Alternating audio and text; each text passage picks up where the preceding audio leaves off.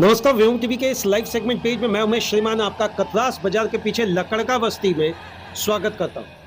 ये 9 नंबर बस्ती है श्रीमान लकड़का का। आपके स्क्रीन में जो वीडियो आपको देखने को मिल रहा है, आपको पता चल रहा होगा कि पीछे आग का लपेटा है।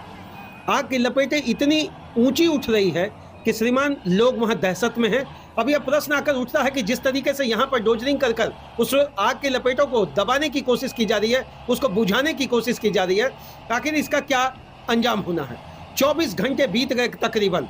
कल 12 बजे, यूं कहें कि कल 12 बजे ये आग लगा। वहाँ एक बंद चानक था, BCCL का एक बंद चानक था।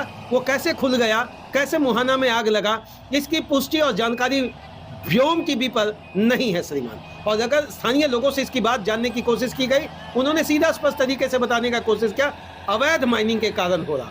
हालांकि बहुत सारे लोग ऐसे हैं जो विरोध करते हुए भी नजर आए। जब हम लोग कैमरा लेकर वहां पर पहुंचे और दिखाने की कोशिश किए, एक युवा आकर बदतमीज तरीके से बात करने की कोशिश किया और उसका कहना यही था कि आप यहाँ नहीं दिखा सकते।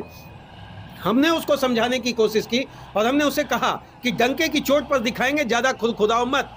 अगर तुम्हारे बॉडी के अंदर, तुम्हारे शरीर के अंदर आग बुलबुला जल रहा तो चले जाओ पानी लेकर उसको बुझाने की कोशिश। इस तरह का, चूंकि यह हो सकता है कि वैसे लोगों का ही या गिरोह का एक व्यक्ति हो जो वह बात अपनी रख रहा हो। श्रीमान, इसके अंदर बहुत खून खौल रहा है। यह 20 रुपया का पाउच पी लेने के बाद अपने आप को समझ रहा कि हम बहुत बड़ा दबंग है। शरीर में तो जान नहीं दिख रहा, लेकिन इसकी बोली से एक चीज समझ में आ रहा कि यह कहीं ना कहीं यह वीडियो नहीं बनाने के लिए किसी के द्वारा भेजा हुआ आदमी था। लेकिन स्पष्ट तरीके से आपको कह रहे हैं यह वीडियो बनेगा और यह वीडियो आपके तक हम पहुंचाने की कोशिश कर रहे हैं कि श्रीमान लकड़का 9 नंबर बस्ती में यह आग लगा हुआ है। हालांकि वो शराब पीकर आप अपने आप में कह रहा, यह आग बुझेगा कैसे। यह आग बुझाने के लिए BCCL प्रबंधन और जिला के तरफ से जो कोशिश की जा रही है, यह कितना हद तक सार्थक होगा। आग की लपेटों को जब आप देखेंगे तो 20 से 25 फीट ऊपर है। आम ग्रामीण दहशत में है। आम ग्रामीण दहशत में इसलिए है श्रीमान क्योंकि महज वहां से 200 मीटर 150 मीटर की दूरी पर घर है और यह अचानक आखिर खुला तो कैसे खुला, प्रश्न आकर यहाँ टिकता है।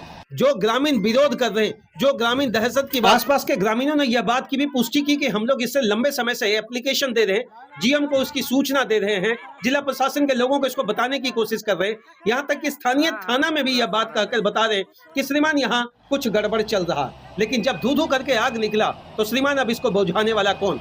बुझाने की भी कोशिश जरूर की गई, लेकिन कहते हैं ना कि आग पानी और हवा के साथ ना तो किसी की दोस्ती ना तो दुश्मनी। CIC प्रबंधन रेस है, जिला प्रशासन के भी पुलिस बल वहां पहुंचे हुए हैं और कोशिश यही है कि यह आग को बुझाई जाए। स्थानीय लोगों में थोड़ा सा रोष इस बात को लेकर है कि हम लोगों के साथ ऐसा बात क्यों, यह आग कब बुझेगी, यह आग कब बुझेगी, यह कहना तो बड़ा मुश्किल है। लेकिन डोजर लगा हुआ है।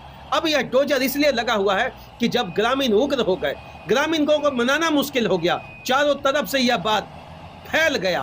पत्रकार पहुंचे, मीडिया कर्मी पहुंचे, प्रशासन के लोग पहुंचे। अब वैध और अवैध क्या रह गया श्रीमान। अब तो यहाँ जो ये आग कब बुझेगी का नारा लोगों ने लगाना शुरू कर दिया। वहाँ बहुत सारे स्थानीय लोग हैं, हम लोगों ने बुलाने की कोशिश की। उसमें एक भैया से हमने ये बात करने का कोशिश किया, भैया ये आग कब लगा, क्या लगा।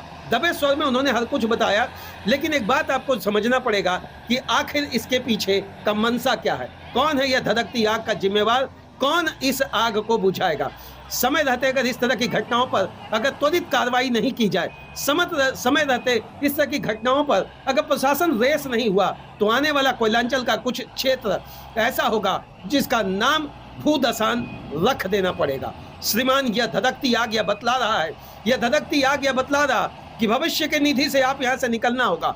भविष्य जो संवारने के लिए, कल को जो बदलने के लिए, कल को अपना बनाने के लिए, जो अपने भविष्य में बीवी बच्चे घर परिवार को बदलने के लिए कोयलांचल आते थे, कोल फील्ड आते थे। अब चारों तरफ से देख लीजिए वह कोल फील्ड का स्थिति क्या है।